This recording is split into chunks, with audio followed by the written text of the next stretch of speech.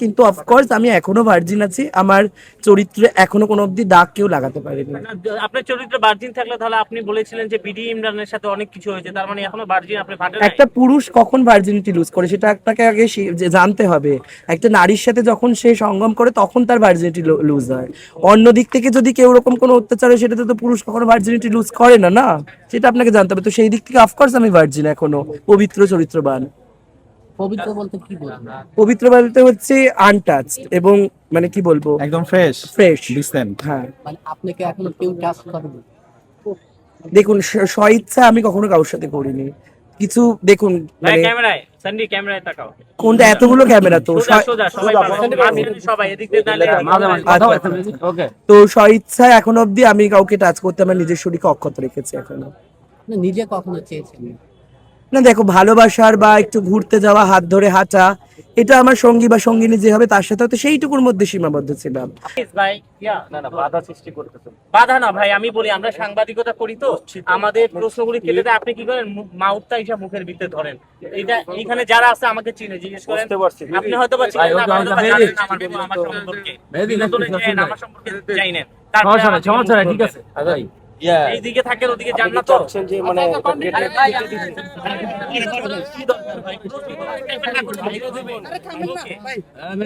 ওকে ভাই, আসলে আপনার সাথে মানে প্রিন্স মামুন কি কি ব্যবহার করেছিল এবং আপনি বলেছিলেন একটা রুমেও নিয়ে আপনার সাথে করার চেষ্টা করেছে, একদম খুলে এটা বলবেন। তুমি কোথা থেকে জানতে পারছো? এই ধরনের আমি এই ধরনের কোনো কথা, আমি এই ধরনের কোনো কথাই বলিনি। আমি বলেছিলাম যে এয়ারবিএনবি তে গেছিল, রুমে নিয়ে যাওয়ার কথা আমি বলিনি। অফকোর্স আমার হোটেলের মধ্যে মদ্যপ অবস্থায় ও আমাকে কুরুচিকর স্পর্শ করছিল। মানুষের একটা বন্ধুত্বের স্পর্শ বা একটা Bad touch। হ্যাঁ, ব্যাড টাচ গুড টাচ তো আমার আইডিয়া আছে। সেই স্পর্শটা কোথাও না কোথাও আমার মনে হচ্ছিল অশালীন এবং অশোভনীয়, সেই জন্য আমি সেটা কমফোর্টেবল না বলে নিজে থেকে পিছপা হয়েছিলাম। তো সেই ক্ষোভে ও তো মদ্যপ অবস্থায় একটা মানুষ পাল্টে যায়, সেই ক্ষোভে তখন ও চেঞ্জ হয়ে মানে আমার উপর ওই ধরনের প্রহার করেছিল। মানে কি আপনি টাচ করতে দেন না? না, অফকোর্স ইয়েস দিইনি তো, আমি একজন চরিত্রবান পুরুষ, আমি কেন টাচ করতে দেবো নিজেকে?